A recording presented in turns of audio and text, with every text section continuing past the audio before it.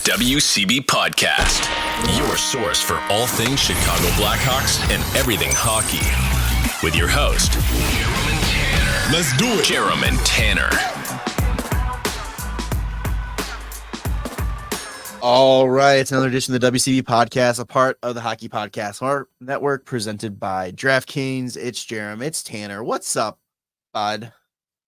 You know, it was a pretty good week. We go from a week to forget to a week of like, hey, hockey's fun again. They can actually play. Kinda. Yeah. Against a really bad Arizona team, they can play hockey. I mean, Arizona has won more games than the Blackhawks, so But I wouldn't call anybody really bad unless they're us.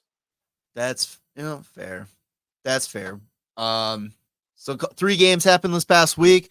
Obviously, the trade deadline came and went. Hawks, we'll get into the Hawks, everything that went down with the Hawks at the deadline, which was very little, but that's good. It's okay. Everybody needs to get off the ledge and relax because there's a plan. We'll talk NHL trade deadline, Vegas being Vegas. We'll talk about winners, losers, all that kind of stuff. But let's get into the Hawks hockey here. As soon as we got done recording last week and talking about how bad it was and who knows when we're ever going to win again, the Blackhawks decided to show up against the Coyotes at the Mullet. Yeah.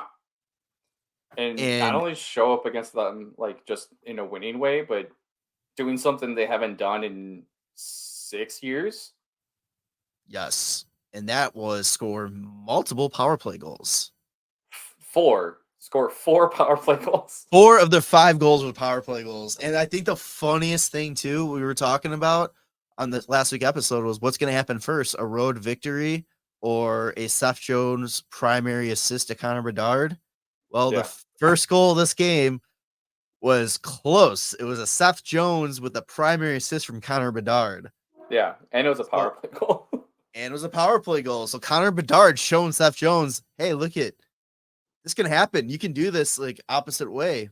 But now Seth Jones is going to get greedy and just shoot the puck all the time continuously. But yeah, this was a much needed game for this team. Oh yeah. Yeah, just to show some life, right? Like it's crazy. Yeah. Power play goals from Seth Jones, Nick Foligno, Jason Dickinson, Phil Kurashev. And then Seth Jones gets the empty net goal to seal the deal to make it 5-2.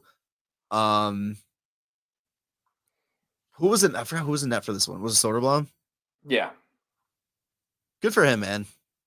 Yeah, well now, I mean, including the other Coyotes game that happened this week, he's doubled his win totals in this single week. You know what's funny? He's got 4 wins this year. Yeah. Against 2 teams. 2 teams. Yeah.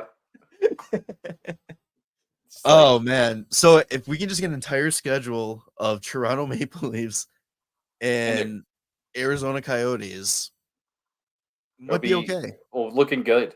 We'll be looking good. Hawks outshot in this one, though. 39-32.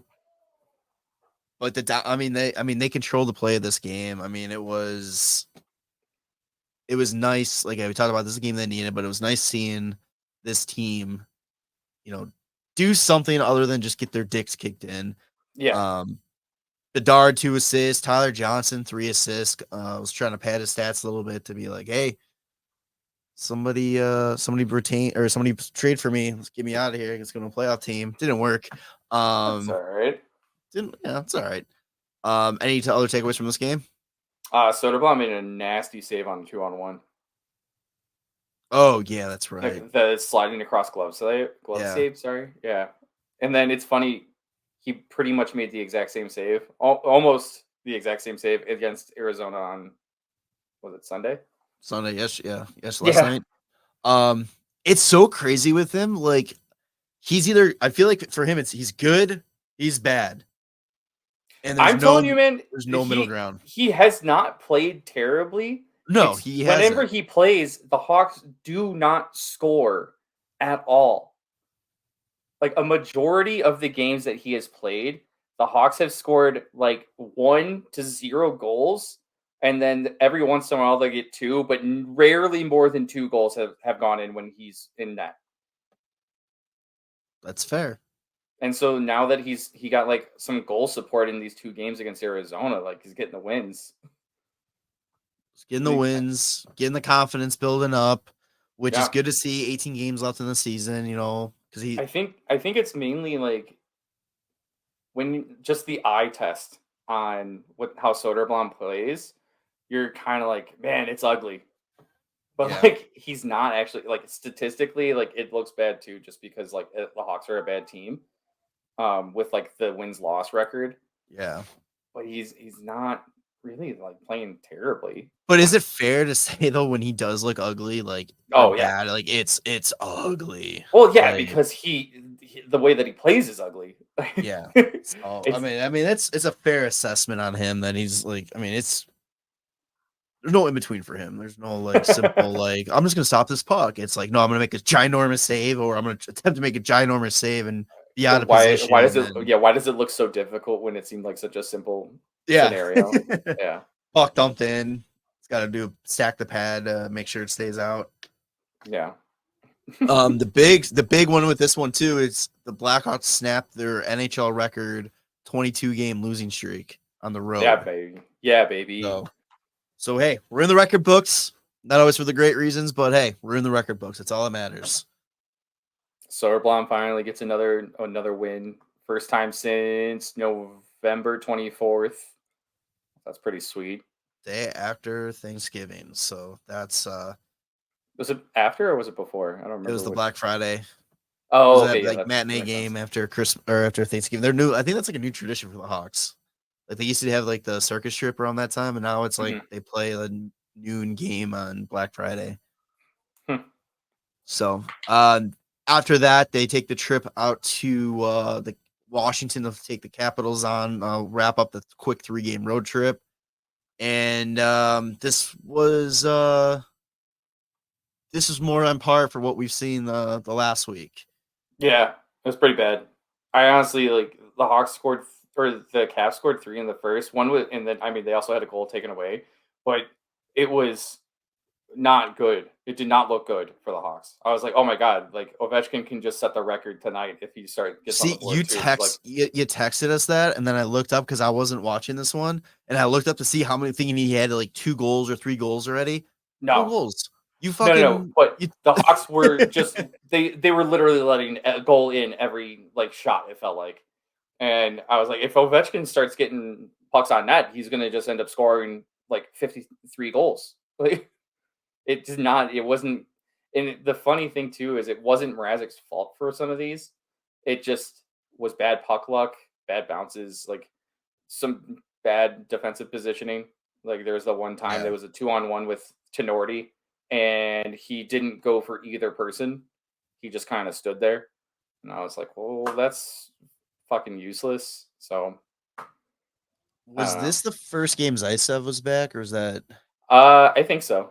I don't remember seeing him in the Arizona game. No, he wasn't. So yeah, this is his first game. I think he got activated. This was the first game after the trade deadline too. Yeah. Yeah, it was his first game. It was weird. I don't know if I'm the only one that feels this, but I was kind of pleasantly surprised to see that Dylan Strome has really found his way, and he's actually like leading the Capitals in points this season. Yeah, I think that just kind of goes to show you like how bad the Capitals have been playing though too. If he's the leading scorer, I mean, but it's not like saying that he's bad, right? It's just they have guys that have put up like point per game seasons a lot, like over the years, and everybody is not doing that. I mean, Ovechkin is having a historically bad season for his career. For him, yeah. Like 18 goals, 30 assists. Like, what the hell? 48 points in 59 games. Yeah, not good. And it's probably because he's using a crappy stick, and it's not really helping him out this year. But what is he using? Is it a CCM? Nope. He is using a stick that cannot be mentioned because they didn't pay. Is it from Putin? It's from Putin, yeah.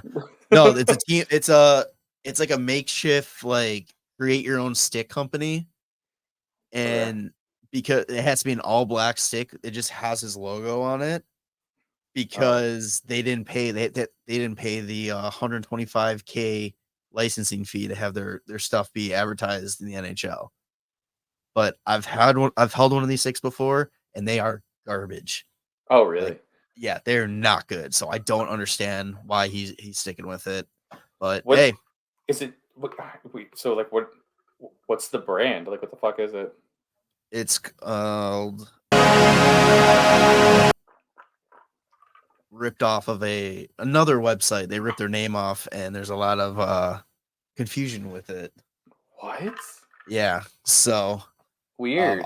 I could send you a link to it. They try to do it's Russian money funneled through some 100%, like yeah, fake company, fake US company. But yeah, I mean, Capitals are playing well right now. I think that was like 3 of the last 4 they won. They're kind of sitting in that weird limbo of East is going to have a tight race at the end there with a few teams again. It's this last couple weeks of the season, last month or so. It's probably like a month left of the season here. It's going to be fun to watch. Like, oh yeah. Well, we'll get to that though. In a second. It's pretty here. Crazy. Yeah. Oh man. Yeah. True. The NHL talk. Yeah, we'll talk about it because we're part of the trade deadline shit. But yeah, other than that, I mean, it was just a game to forget. Mrazek, just, I don't know if he's just tired. Because, I mean, I know you said a lot of them weren't his fault, but it's like that's still 3 straight poor starts for him. Yeah, it's hard to blame him on a lot of these, like, right, especially watching this season and how well he's played. But even if they score 4, right, the Hawks only scored 1, and that's not going to help, especially when it's halfway through the third period that they're finally getting on the board. The Hawks got outscored in Mrazek's last 3 starts 14-1. Yeah, that's not helping. Like, Jesus. You mean to tell me? All right, so I'm rewatching the highlight, and it's reminding me. So the Tenorti goal, right? Tyler Johnson, Zach Sanford. No, I know the one that Tenorti was talking about, the 2-on-1. Oh yeah. Sorry. So Zach Sanford's taking the puck up the boards, like trying to get it in the zone, and just eats it. He fucking falls, and then whiffs on the puck. Well, I guess he gets taken out with a hit. Whiffs on the puck. There's a bullshit change the Hawks are trying to make, and then it's just a 2-on-1 the other way, and Tenorti is literally just. I don't think you can be any more equidistant from both players. Dead center. And the puck just goes right through him, and Sonny Milano just has a wide open net. And if I was like Mrazek, I'd be like, would you fucking just choose someone? Like he was a 0 threat defensively, didn't even try to like block the pass by, how like a lot of defensemen will put their stick down flat on the ice, like take a knee, maybe try to get that, or even like lay down just to break that passing zone up. Just nothing. Just absolutely nothing on that one. It's like, oh my God. What was Sanford doing on that he falls and his plan of attack is trying to move it back to the defense. Yeah. And the defense are also trying to change. Seth Jones gets on the ice, but then he's like, no, you fucking go. And then Magna's like, I'm already dead tired, and neither of them are in the play. Yeah, it was just, it was pretty bad all around defensively during this game. As much as I liked Tenorti for like, breaking his face, coming back, and immediately getting in a fight, the tough guy nature and stuff with him. I'm glad he's not going to be back next year. Yeah, I don't think he will be. Like, I will be shocked if he's back next season. Yeah. There's plenty of guys in the A. And yeah, well, if you're also looking for like that veteran leadership too, there's other people you can grab. He's not exactly a veteran as much as like just by age, right? So he doesn't have a lot more games played than like, and even Alex Vlasic has like a similar amount of games played, I want to say. Yeah, but it's like 2, and it's like we'll talk about it when we talk about the Hawks deadline. But it's like at this point, he picked the role perfectly for being a body that's played before and all that. Now you're gonna want to bring in some veteran pieces that have 194 games, that have some skill, that can do a little bit more of a mentor job versus like, hey, this is how you eat minutes. Yeah. Vlasic's played 80 games and Tenorti's played 194. So not as close as I thought. But it just feels like it was close. Yeah, Tenorti's played it like a few different places though, and not really a full season for anybody. Like the most games played is with the Hawks, 44 last year and 41 this year. Other than that, it was 20 the Predators in 2019 and 2020. So Hawks didn't have a lot of time to dwell on their 4-1 loss. They came back to the United Center to kick off a homestand against the Arizona Coyotes. And spoiler alert, if you listen to the first couple minutes of this podcast, they won again. Yeah, buddy. Soderblom wins again. Just as they planned it from the beginning of the season. This was awesome because so many guys went off. Yeah. And just had great games. Seth Jones, 4 assists. Colin Blackwell, a hat trick. Connor Bedard, 2 goals and assists. Donato, a goal and assist. Then you got guys like Joey Anderson, Dickinson, Kurashev, Reese Johnson, Tyler Johnson, all picking up assists. And Vlasic even getting an assist on this one. So it's just like, it was, I don't know, something about playing Arizona was the last week. It's just like a good confidence builder for this team. And yeah, for whatever reason, this team just matches up well against them. And Arizona is one of the more heavily penalized teams, I think, in the NHL. And their penalty kill, I don't know if it's just it sucks or if the Hawks are just just match up well against it. The Hawks went 2 for 5 this game on the. I also forgot to mention in the Capitals game, they were officially eliminated from playoff contention with that loss. Oh, I know it was going to be close, and we're going to fight to the end, but it's kind of weird too thinking about that. Like, and I kind of saw it in this game. Like, yes, this team was eliminated from playoff contention months ago, but for some reason, it being like official, I kind of feel like it's a little bit like an ease. And like a relaxed, like, okay, we're just playing to get through these last 18 games of the season now. Let's just go out there and work on shit and improve to set the base for next year. And I kind of felt like that's what they were doing against the Coyotes on Sunday. Yeah, man. I feel like they're just out there having fun. I didn't get a chance to watch it because it was on NHL Network and I didn't have it. But with them going down 2-0, I was like, damn, man. Like, they just played the Hawks, or they just played Arizona so well. And then just following, like, getting updates, and it's like Bedard, Blackwell, Bedard. And I was like, okay, like, let's go. Can we talk about Bedard's power play goal? Yeah. Where he gets the puck from Kurashev. He walks it in. I forgot what defenseman it was. Goes, sprawls out, and he just holds it, and then just nice little toey into a nice little wrist shot in the net, and then a nice little stick spin Selly to throw it in. This fucking kid's a stud, man. I fucking Oh, this Selly was like the cherry on top, huh? Yeah. Who is that? Who's 3? Okay. But let's find out. It was okay. Is this Brown? Who's Brown? Is it just Justin? Josh Brown. Josh Brown, yeah. But like, yeah, man, it's like it is so fucking fun watching this kid play. Yeah. And when he's vibing, like that's the thing too. Like we talk about how it's like, oh, you want to keep him happy and all that, but it's like, dude, you want to get him happy, give him an opportunity to get a goal. And then he's like, all right, let's go. Fucking kid in the candy store. Let's go. Yeah. When you brought up the Selly too, like, man, I don't know if there's any other like 18-year-olds in the NHL that have ever like done this stuff that he does when he just the spin and like shaft the stick there. Or the goal against Boston that got taken back with his Selly going into the boards. Oh, yeah. Like God. There's also the Selly in the first game against Florida where he just roofs it and then goes around the back of the net and just stares at all the first row fans. I was just like, oh, he's gonna murder somebody today. When he's humble kid off the ice and on the ice, man, he's a cocky prick, and I fucking love it. Yeah, when he's vibing, oh man, it's a thing of beauty. So that's his 19th goal of the season, sorry. And then he's got 27 assists. He assisted on the Tyler Johnson power play goal to make it 4-3.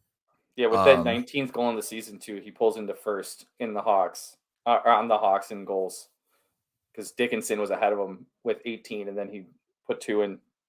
And he missed 14 games? Yeah. And he led the team in points that entire time. Nobody came close. Yep. And 2 weeks back, and he's leading the league and leading the team in goals, assists, and points, I think. Yeah, I want to say that's right. Yeah, I know he's leading the team in assists and points, and now he's in goals. So yeah. Yeah. And people won't argue he's not rookie of the year because missed so much time. Fuck off. He's at like 0.9 points per game on the worst team in the league, and a much worse team than guys like Crosby and McDavid, who had a higher point per game pace at 18. Yeah, because I saw a stat, I think his point per game pace put him at 12th all time among 19 and younger NHLers. Yeah.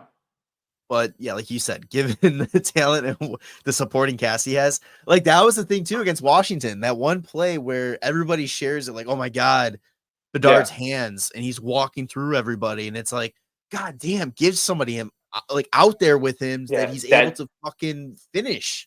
That play too is so smooth, and he just looks it just looks effortless to him, because the guys are flailing, and he's just nice and easy stick handles past him, toe drag, and then just right around, and you're oh fuck, is he gonna go score right away? Yeah, it's man, imagine what his numbers would be if he had a legitimate scoring threat on his wing. Yeah, if he had somebody that could literally just fire the puck every single time he passes it to them, because there's so many times, especially during these games of watching it, he's feeding the front of the net, and the guys are just whiffing the puck, not even making contact, or they're not even expecting the pass to actually end up on their tape, and it does, and then they wait a second too long.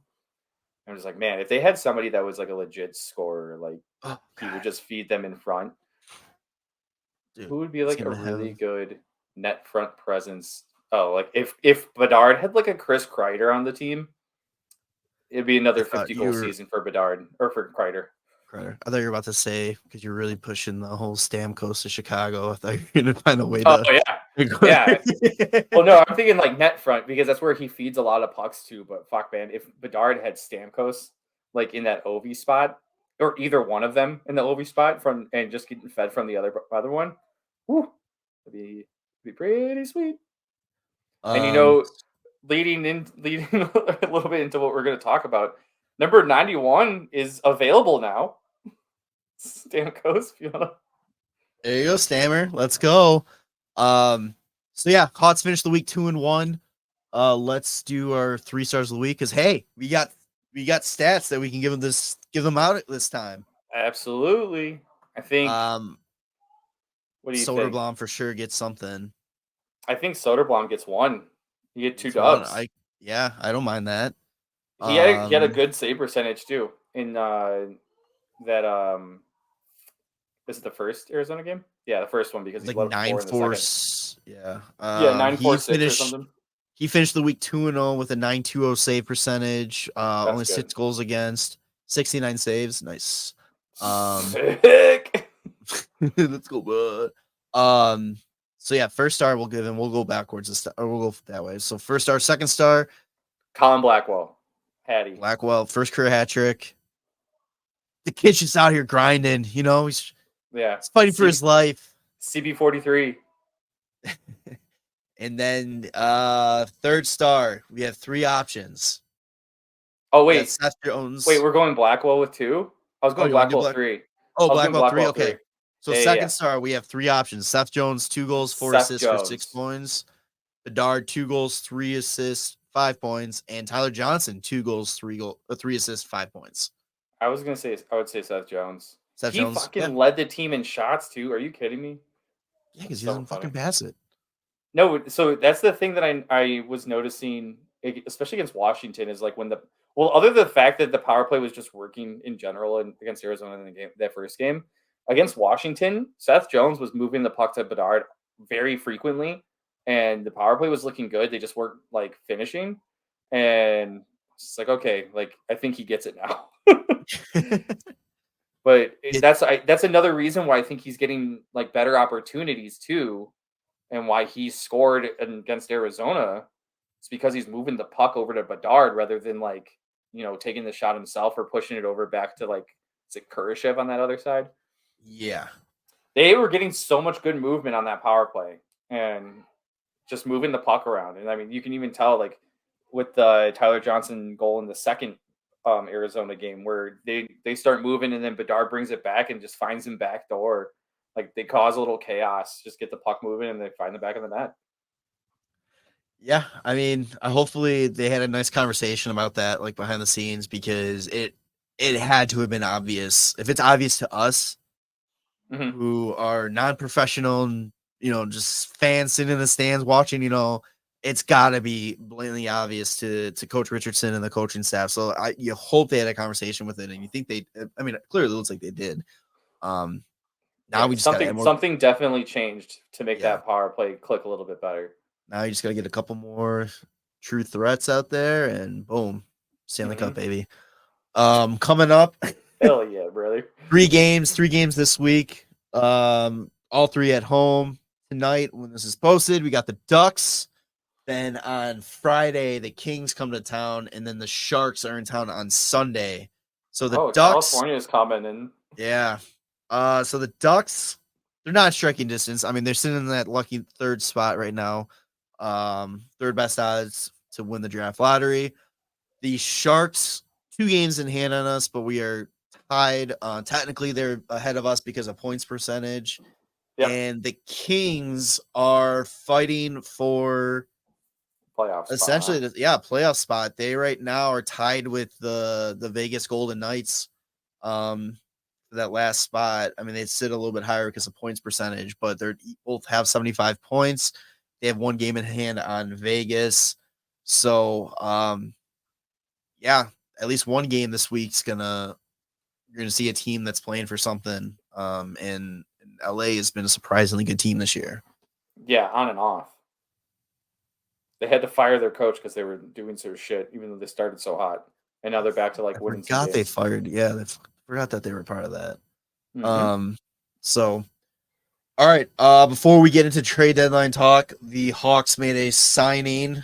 Landon Slaggert. Season ended at Notre Dame. Instantly signs Saturday. On Sunday, signs his 2-year entry-level contract. That's kind of a 9.5 cap hit. I don't know why I said it weird like that, but whatever. $912,500 cap hit. 36 games at Notre Dame this year. He had career high in goals and points. 20 goals, 31 points. Both were team leading on that. Did you see that he's also from South Bend? I saw he played for Chicago Mission too. Yeah, it says that he's from South Bend too. So like going to Notre Dame after being from South Bend, like that's pretty fucking. That's cool. Awesome. Yeah, and to be the captain. Yeah, well, I was watching this video just on him, and I guess his dad's like one of the assistant coaches, and he just goes into talk about how like a lot of people think that just because your dad's like one of the coaches like makes things a little bit easier, but he's like, I think it makes it way harder because just, of course, like they're just going to be riding you so much harder, especially out of the rink. Yeah. So, scouting report on him. This was back from his draft year in 2020. This is from ESPN, Chris Peters. He said he's a good 2-way forward with good speed and enough skill to contribute on a scoring depth role. The type of player you're getting out of him is that he gives an all-out effort every shift. So definitely something the Hawks need. We love our spark plug guys that play bottom 6 minutes but can get plugged in top 2 lines if need be to get things going. So I'm excited to see him get in the lineup. Hopefully it'll be sometime this week. You'd have to think so. I mean, it's not like he's got to get in game shape or anything. I think probably a couple practices under the belt. Let's go. I think we're going to slowly start seeing this. More guys coming in, and curious to see. We talked about it what Nazar does when his season comes to an end. Yeah, it's true. That's true. Let's see. Is Slaggert on the Hawks roster? No, he's on the AHL roster currently. Oh, really? Well, it says that he's in the minors. No shit. Yeah. So maybe he's joining. I mean, obviously, he's probably just joining Rockford for like their end of the season. Oh, okay, that makes sense too. But I feel like it would have been like pretty neat to kind of see what he's got. But you know what might have happened is the Hawks winning 2 games in this week. Like, no, I can't do it. Smoking Arizona. They're like, oh, maybe we got something cooking right now. Statistically, we're out. No, we can figure it out. We got 18 games. We can do it. Yeah, you can make trades after the trade deadline. Why not enter the playoffs after you get eliminated? Yeah, right. It's completely fine. All right, let's go on to the Hawks deadline recap here. Quiet trade deadline compared to years past, but we knew this was going to happen. We talked about it last week. Any asset that the Hawks truly had that was going to be of value has been locked in with an extension. We'll be sticking around here. We had a couple listed names of players that we thought could get moved, and one was not to where you thought it was going to. And I'm glad he got moved because I never have to learn how to say his last name. And is it Kachuk? He was not traded, but I guess we could do that real quick. Boris Kachuk was placed on waivers and claimed by Ottawa. So. Yeah, and everybody is saying it's Wish brand Kachuk. Or like when you ask your mom for some Kachuk and they say we got Kachuk at home. It's Brady Kachuk. It's like, oh damn, man! Like it's doing him dirty already. He's not even in Ottawa yet. But I liked having Kachuk on the team, especially for the role that he played. We have like plenty of guys that play that role, but I liked him as like one of the top ones because it probably goes like Reese Johnson and then like Boris Kachuk, and then fucking I don't even know after that. A seventh defenseman, and whistle. Yeah, Zach Sanford. Somebody else I can't even think of it. Rem Pitlick. Rem Pitlick's not the same type of player as them. I'm just naming players that I would rather see in the lineup than Entwistle. Ah, gotcha. Is there who else?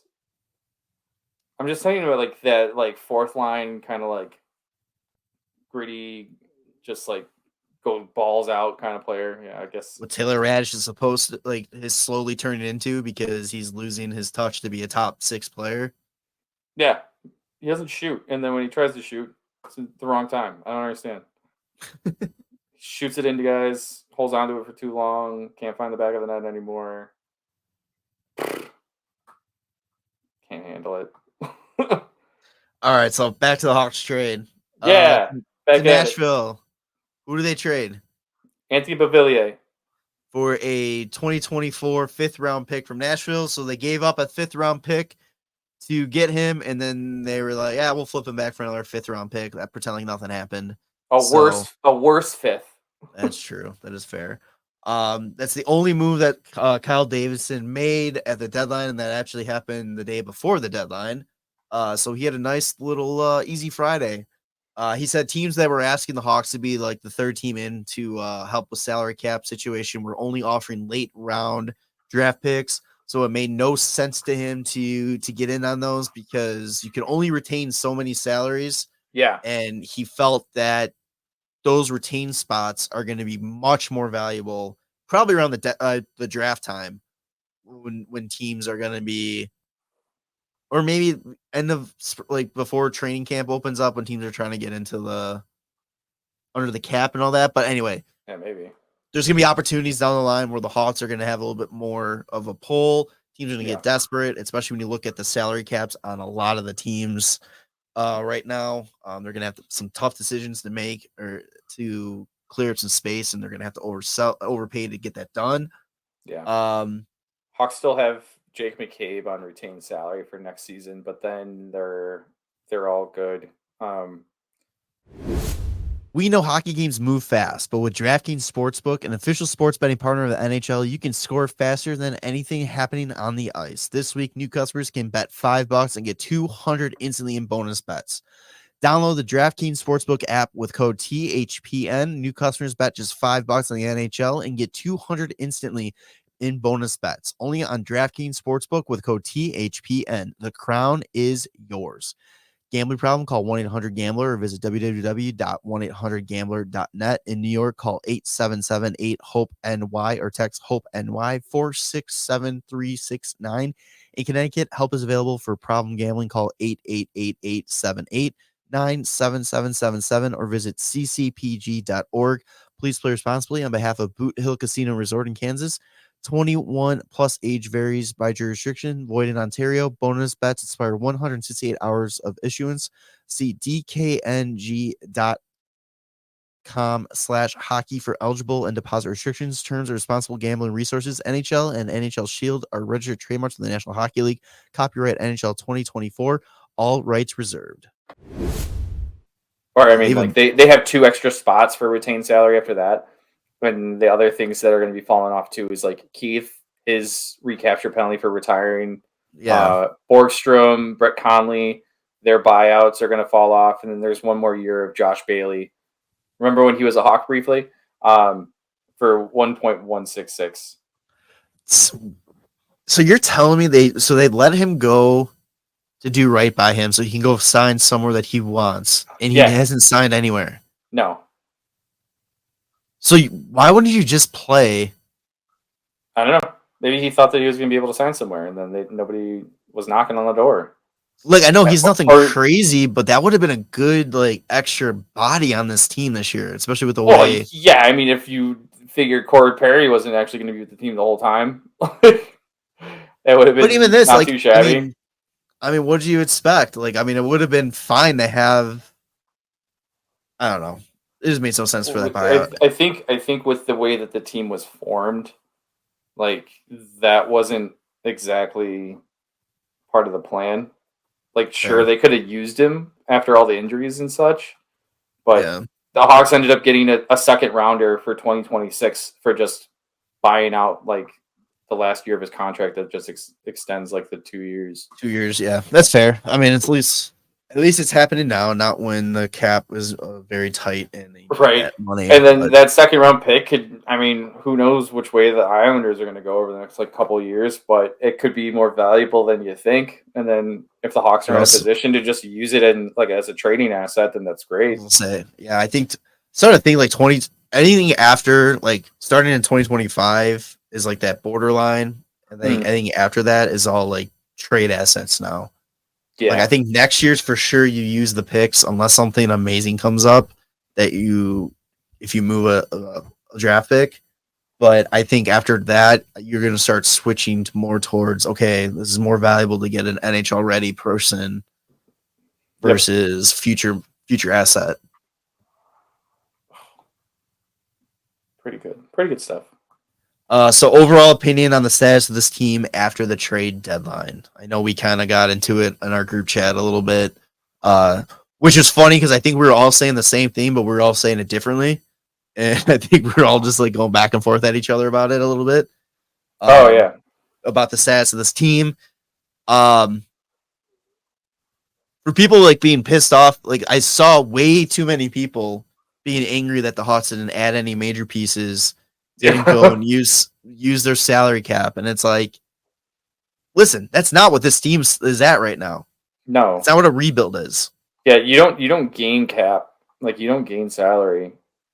I don't know if there's anybody really being shopped around that has a bad contract with 1 or 2 years left that teams really wanted to dump off. I can't even really think about anybody that has that currently. I don't really think anybody really is out there. I think a lot, because now of the salary cap issue and everything like that, I think a lot of teams have built their teams around spending the right amount of money, and it's either a contract that's easy to move, which you're not going to want to, or it's so ridiculous that you can't even consider trading it. Like Logan Couture of San Jose, where he's asking if he's going to be a potential trade target, and he's I'm 36 years old. I don't think a lot of guys, they're looking for a lot of 36-year-olds that get paid $8 million to play 6 games a season. Yeah, right now he goes, I don't think I'm getting dealt which I love that honesty with him. It's funny because San Jose has like his contract. Like obviously, like when he's healthy, there's nothing wrong with Logan Couture, but like the fact that he's getting paid $8 million for the next 3 years after this season on a team that's going to be like near the bottom of the league, it kind of sucks for him. The other one that's on their team that's like a big weight is Marc-Edouard Vlasic, who still got 2 more years after this year to the $7 million. Dude, and he's 36 already too. I feel like he signed like a 12-year contract. Like, was he one of those like weird contracts? No, it was just 8 years. 8 years, $7 million, signed in 2017. So he was already 31 at the time. You could have told me that he retired 5 years ago, and I would have believed you. Oh, he was 30-ish. I can't math right now. Like, I feel like he's just been around forever, and that contract is just never ending. Like, it's just no, he's still got so much time left on it. But like, that's the thing with like San Jose. They were signing like these weird fucking. I mean, it's like a Seabrook style contract, right? Like a big weighty contract for a guy that's already like 30 or older. Staying loyal to the guy for what he did for you, even though they don't have a Stanley Cup out of it. At least Seab's got a couple Stanley Cups. Yeah, right. So, but yeah, back to the Hawks. But yeah, people are like, you got to understand what a rebuild is, and understand that it doesn't get fixed because Connor Bedard gets drafted to this team. Right. Oh, you can't. You're wasting he's fucking 18. He's not wasting anything. He's 18. He's on his entry level deal. This isn't NHL 24. Like right. Like you can't turn off the salary cap and then go get McDavid. I mean, unless you're Vegas, but we'll talk about that. But no, yeah, it's gonna take some time. I mean, realistically, this is only year one of the rebuild. Right. Everything before this was the teardown and getting out from underneath the contrast that Bowman set for us and the lack of draft picks that the Hawks had. Kyle Davidson had to rebuild this up from the ground up. So now is the first time that they're truly rebuilding. They have the franchise piece that they are going to build around. And now you got to slowly add the pieces around it. Yeah, you got to put the Lincoln logs together. And spoiler, this team's not going to be good next year either. No, but it should be better. Should be better, and we all agreed on this. If they aren't adding pieces to make this team more competitive, that is when you got to start questioning Kyle Davidson and what his true end game is for this rebuild. A little bit, like if he comes in saying, "Oh, our big additions, Taylor Hall coming back," there's some issue there. Yeah, but I like the route that they took this year. Like the big additions were literally like, I mean Taylor Hall, but like that's not his fault that didn't work out so well. But adding Foligno and Corey Perry, another situation it wasn't his fault. Right. But Foligno being brought in was such a great decision. And like at the time I was like, this doesn't make any fucking sense. And then you actually get to see Nick Foligno like in the Hawks media, and you're like, oh shit, this guy's amazing. This guy is exactly what they need. So like sometimes what they need isn't exactly like just some star player that goes alongside of them. It's like what fits the future of this team best. And right. And that's what I'm saying. Yeah. Stamkos, even though it should be. And that's what I'm saying too. Like, I'm not saying go out and add like a guy that you're going to give an 8-year deal to. I mean, you got to give 7 years max. Yeah, 7-year deal. Sorry. No, you got to get somebody that's going to be more support for Bedard and give him some more option where he doesn't have to go out there and dangle the entire Washington Capitals team looking for somebody to pass the puck to.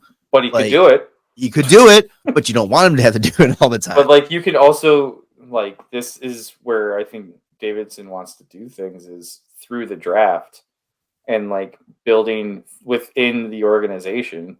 Like this upcoming draft, obviously we're going to get somebody else that's really fucking good.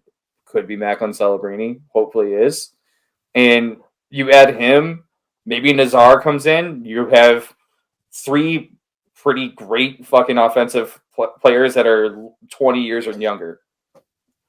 You bring in a couple vets to to split them up a little bit and get them in. I'm thinking like you add two or three more guys to this team, probably through free agency or trade for the forward group, and then you get through this year, and then you got Oliver Moore potentially coming the following year.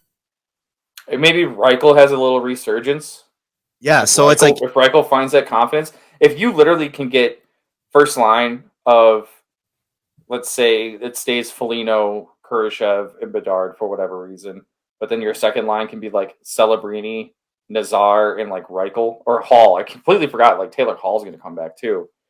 Your third line is probably going to stay as like Joey Anderson, Jason Dickinson, and like I think Donato. I don't know if Blackwell. Donato's got 1 year left. Yeah, I don't know if Blackwell resigns, but I think even if your third line actually ends up being Foligno with Dickinson and Joey Anderson, that's a filthy. I like that third line too. That's been when they've played together, they've showed a lot of spunk out there. It would make a lot of. Well, I forgot too. Athanasiou is going to be somewhere too. Yeah. So you plug in maybe Hall with Kurashev and Bedard, and then Celebrini if possible, like if that's what we end up getting, with like Athanasiou and like Reichel. I don't know. I forgot about Athanasiou. I forgot about. I mean, I didn't forget about Hall, but Hall comes back, so there's two pieces that could come back. I still better offensively than every other option that we have on this team. Right. I still think if there is, so say they try to bring in one more offensive player, I think it needs to be a center that could mentor Bedard a little bit. And then if we have Celebrini. I'm going to say it over and over again. But I agree with it. I just don't know if he would come into this situation. But, I mean, if he doesn't go to Tampa and he wants just money, this would be a great situation for him. Give him It's like he could be our Havlat. Yeah. There you go. Just get us good until our Hossa becomes available. Which way? Like, I don't know, Draisaitl? But I think bringing in a good center will be huge for the growth for Bedard. And then, like you said, if we get Celebrini and Nazar as a center too, technically, and it's like they're not all going to play center, but being able to learn in case you put them in those situations that you need a center, and having all these kids learn from someone that's really good and talented at what he does, that's huge. And then we talked about a little bit with D. Tenorti's going to be gone. You need to probably bring in one more solid vet defenseman, and then continue to rotate, between AHL guys and the last remaining spots. Because I think Vlasic has secured himself as top paired defenseman. Yeah, like he has done a great job this year. He's had such an awesome season. That's one of my favorite things about like a year like this is like those kinds of surprises, and seeing Vlasic just look so steady. Because everybody was all saying it was Korchinski, and then here's Vlasic. Like Korchinski got screwed, I think, this year out of the stupid AHL rule. Yeah, I think he would have definitely benefited more, but in the long run, I think this is still going to be a good situation for him because, I mean, it's the best possible situation because him being back in Seattle isn't going to do shit for him. No. And you still just got to be like, yeah, he's 19. 19 years old. Like, it's insane how young he is. Yeah, you can see his confidence growing too, like every game, like every week. He's getting more physical with guys in the corners. He's not like shying away. It's still like he's 19 though, right? Like he's 6'2", 185, so he's pretty fucking skinny for his height. Right. Yeah. So he's gonna grow. He's gonna put some weight on, and he's gonna have to, especially with the monsters that we have on our back end. The way this team is fucking tall. Yeah, and then you also think about it too? Like Korchinski has been playing with like Jacob Megna, Tenorti, Zaitsev. He hasn't really had a very a veteran, like partner or like somebody that's like been around like longer. Like he's been with guys that have been in the show barely longer than he has. And other than like having Connor Murphy, who's been just, I don't know what he's doing. I don't know where he's at. He's day to day. Day to day since January. Just figure any day now. Can we get a wellness check on Connor Murphy? Just right. put our fans' minds at ease here. Did they just send him to Robida Island? Like, what's going on? Yeah, I don't know. But yeah, because of situations like that and the injury history that we had this year, it would be great to bring in just one more vet defenseman, 30-something, guy, somebody that you can flip, like a Jack Johnson type thing, where it's like he plays the position well, and then you can flip him at the deadline for, a pick to get him in a good situation. Yeah. I don't know. I would say like getting somebody more, probably like a little bit younger. I would hope. I don't know. Go younger. It would be nice to have somebody that may have had like an off season this year, and people probably like doubting them, like being like, oh, they probably just like done. Like they're not going to play like how they did like 2 years ago, and then they come in and just prove everybody wrong. And you're like, all right, cool, fuck yeah, let's get some value. Let's see. I'm just curious, real quick. I know we're kind of going long here, but yeah, and this is just on the Hawks. This is just Hawks talk. Let's see, update results. I'm trying to just see real quick who's free agent. Oh, Brent Seabrook's a free agent. Yeah, bring him back. Tyler Myers, Alex Martinez, TJ Brody, Noah Hannafin. Did he already sign an extension in? I don't think it's not official. Yeah. Not yet. Chris Tanev, Tyson Berry, Philip Hort. What? Oh, Hronik. God damn it. Oh yeah, John Klingberg. Take him on a cheap deal? Nope. No. You don't need to have John Klingberg and like Kevin Korchinski on this. They're both offensive defensemen. What about Ghost Bear? I'd be more interested in like Brett Pesce. I do like him. Dumba would be cool too. Yeah, Dumbo wouldn't be bad. Because you can definitely flip. I still can't believe that Tampa Bay got him for. Yeah, like what, a fifth? Sixth? Fifth round in like 2027, I think. And they got a seventh with him. Yeah, like Jesus. But I guess they didn't retain his salary. So, but yeah, I mean, and the goaltending we know is going to be Mrazek, and it'll be interesting to see if Soderblom comes back, if they're going to. Isn't he still another year? No, I think he's a free agent. I thought he had another year on his team or on his contract. Maybe I'm mistaken. I think he. Yeah, he does. Oh, he does? Okay, yeah. So they'll run it back. Yeah, they'll run it back with this. I bet you see Drew Comesso at some point if there's an injury next year, just to kind of give him a taste a little bit. Not to rush him or anything, but be like, hey, here's your game. Get a taste. Let's go. I mean, who knows? He might see some time at the end of this season. It's already like you might, yeah. So could be fun. Could be fun. It seems like dark days, guys, but you know what? Trust us. We lived through the early 2000s of Blackhawk hockey. We survived. Yeah, and we didn't have a Bedard waiting for us, so you're okay. Everything will be okay. Yeah. NHL talk. We'll do this real quick here. NHL trade deadline recap. Yeah. Fucking Vegas playing on NHL 24 with no salary cap on mode right now. Jesus Christ. Well, I feel like there needs to be like an outside source that does like some sort of physicals on these guys that are like put on LTIR. Like weekly or something, because it's like we already know the fucking story is that like Mark Stone's on LTIR. He's going to come back game 1 of the playoffs. They went and got fucking Tomas Hertl, and you know what? He's going to come back game 1 of the fucking playoffs. Dude, they didn't even just get their trade deadline. They won the trade deadline. Like, they added Mantha. They brought in Hannafin. They added Hertl. Like, those are 3 big pieces to a team that's already full of good players. Yeah. It's fucking the once the playoffs start and they're 15, 16 million over the cap.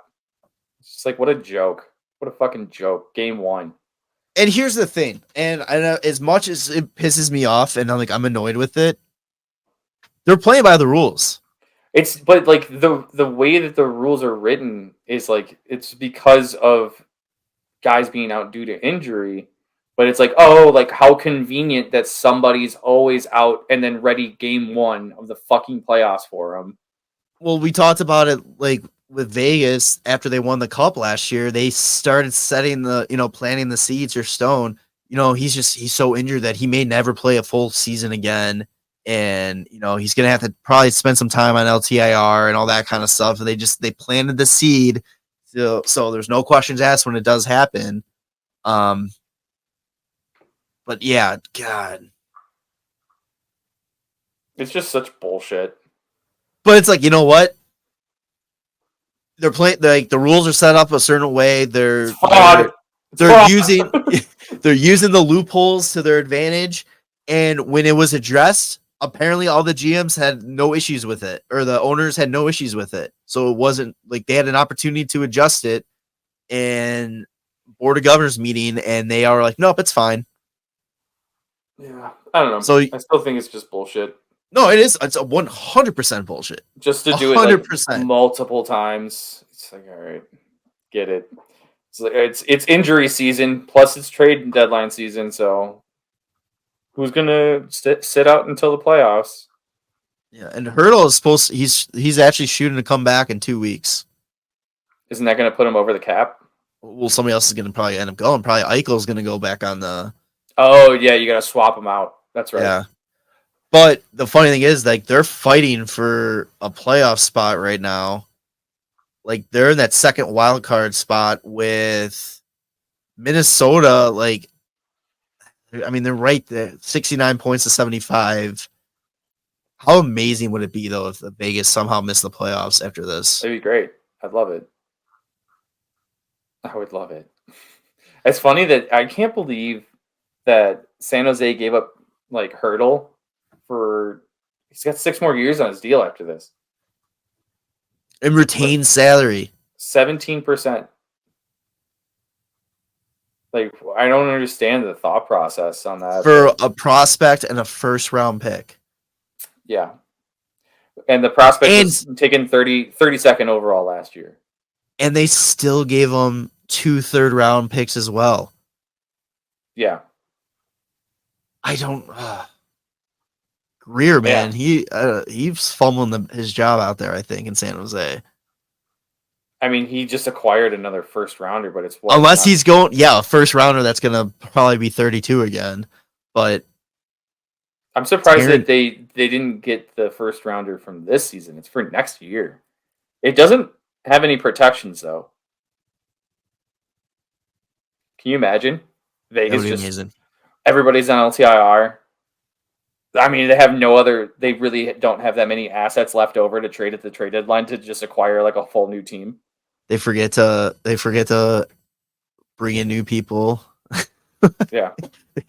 Yeah. Their combined salary cap with LTIR is at $163 million. It's so fucked because it does not wouldn't surprise me if anything like that happens. But yeah, if they get like a top 10 pick, San Jose all of a sudden has like 2 top 10 picks next year. All right, rest of the trade deadline. Who were some teams that you thought really improved and won the trade deadline? I mean, it was pretty insane that Colorado went and traded away Bo and Byram, and that was just 1-for-1 with Casey Middlestat. Pure hockey trade. That's insane. And Byram goes and scores his first game with Buffalo. Oh, did he really? Yeah.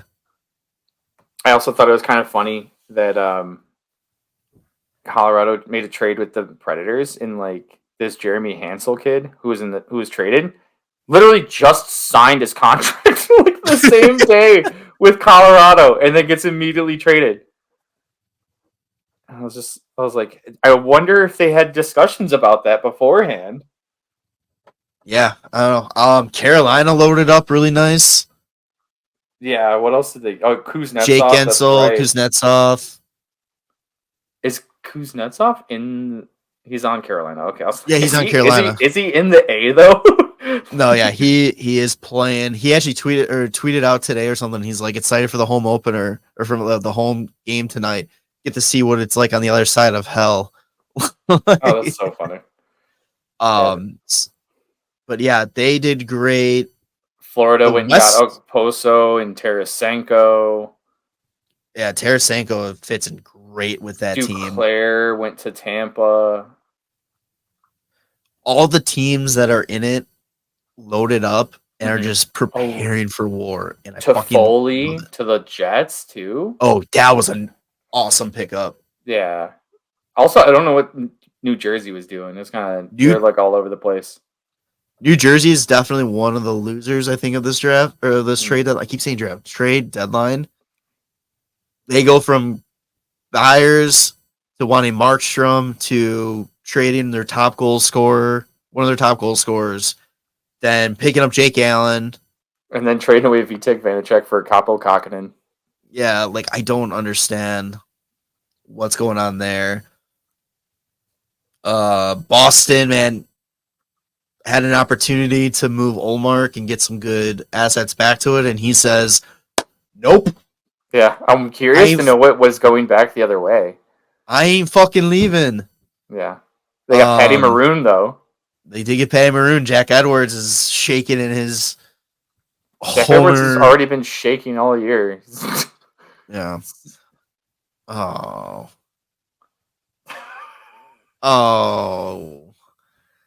He's having a hard time. All right. So, yeah, it's gonna be a great last month of the season. I love that Toronto's big pickup was Joel Edmondson. Yeah, but they had no cap space to do anything. That doesn't Vegas doesn't matter. How is it going to matter in Toronto? It's just they're in on every defenseman, and then what they end up with is Joel Edmondson. Dude, they are. Oh no, they're pretty much locked in that third spot in the Atlantic. Yeah. Unless they I forgot they went out and got Ilya Lyubushkin, who immediately got injured. So, all right. Torts suspended for 2 games for telling the refs he's not fucking leaving after getting tossed from the game in the first period of Sunday's game. But he did his best Leonardo DiCaprio and Wolf of Wall Street impression. Yeah. Which somebody tweeted out like the screenshot of him yelling at the refs, and they're like, the fact that he's hands in a cast right now makes this so much more unhinged and so much more perfect. Yeah. He got fined $50,000 as well, which the CEO of the Flyers said that he's paying any fine. And I thought it was great was that because they were in Tampa, they had members of the cup winning team in 2004 were up in the skybots, and they're all like looking at the screen, looking at the ice, like just laughing their asses off. So, I mean, he's great for the game, man. I love, I know he hates like the new age, like young kids, but I fucking love. He hates the young kids. He does, yeah, you know what I mean. Yeah, like the flashy shit. Yeah. The other thing I have down here is the random rule discovery in Minnesota. So Nashville, Minnesota go to overtime. Was it John Hines pulls Marc-Andre Fleury in overtime to get the extra attacker, which pays off. They end up scoring the game-winning goal, and then it comes out that apparently there's a rule that if you pull your goalie in overtime and the opposing team scores the empty net, not only do you lose the game, you forfeit your guaranteed point. Your loser point. Yeah. I mean, it kind of makes sense. Like, if the team is trying to get all the points that they can at this point because they're 6 points out. I love the drastic times call for drastic measures, buddy. I absolutely love the rule. I love how chaotic it makes it. And I think Nolly said, he goes, just give me 4-on-4, no goalies. And then you do that for 3 minutes. And if there's no winner in that, I said give 2-on-2, but it's only goalies. It's the starter and the backup versus the starter and the backup, but they can't go in the net. Oh, jeez. Pure chaos. Let's go. Yeah, that's not happening. All right. That's all I got. You got anything? Nope. Just, season's going to be winding down here soon, so pretty excited to see these last pushes for the playoff spots. We're getting to the best time of the season. East is going to be super interesting because those are a lot closer, at least for those 4 teams, the 2 that are in, 2 that are out. And in the West, it's just if Minnesota can keep pushing, if Seattle can keep pushing, because right now, fucking Nashville is 8-0-2 in their last 10, and so they're on fire. Fun fact: Vegas Detroit is 3. Yeah, go for it.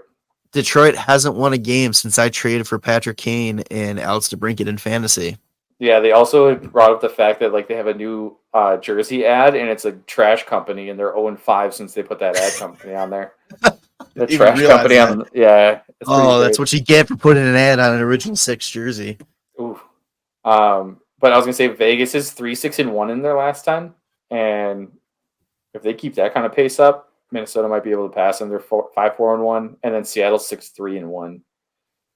I guess Calgary and St. Louis are within 10 points of Vegas, so any of those teams can, if they make a quick run. St. Louis just has a 3-6-1 record as well. It blows my mind that Calgary is being talked about as a dumpster fire. Yeah. But they're above 500. Yeah, but they suck. But they're better than 5 teams. 1, 2, 3, 4, 5. Well, yeah, but nobody wants to play there, and they suck. Yeah. Well, nobody wants to play in Canada. Nobody especially wants to play in Calgary. Yeah. And they suck. That's about it. Oh, yeah. So but if Minnesota can make a push for the playoffs and knock Vegas out, that'd be so sweet. Dude, I would love for Vegas to just choke and miss the playoffs. Yeah, absolutely. What would be better, for them to miss the playoffs or for them to get bounced first round? I think miss the playoffs just because of loading up. Yeah. With, utilizing LTIR and then not even using not being able to use it the correct way that you build it. Yeah. That's fair. Not even one game, not even one chance. Yeah. Oh, amazing. All right. And then I hope they're in cap hell for fucking this whole summer. Why would they be in cap hell all summer when they can just put everybody on LTIR? Yeah, what prevents them from putting the entire team on LTIR and signing a whole new team? This is our test team and see if there's anybody worth keeping here, and then we'll slowly bring people off of LTIR. And then instead of sending guys to the minors, you just send them to LTIR and then just swap them out. You know what? If there's a way to do it, Vegas will figure it out. Yeah, whoa, oh my god, I can't believe you got injured this game. Oh, thank God that our other players conveniently okay for the next one. They're going to make up injuries. They will find a way to just make up fake injuries. But all right, episode 266. What do you want to call it? Oh shit. I am never ready. I am so never ready. It's always comes at the end. Take that, Arizona. All right, so make sure to follow us on your favorite podcast feed, Spotify, Apple Podcasts are the big 2, but anywhere you get your podcast, we are on. Subscribe to the YouTube channel, social media at WCB Podcast, DraftKings code promo THTN. We'll see you on the next one. All right, love boys. Bye. Thanks for listening to the WCB Podcast. Be sure to subscribe wherever you heard this podcast. To connect with Jarom and Tanner, check out the boys at WCB Podcast on all social media. We'll see you next time.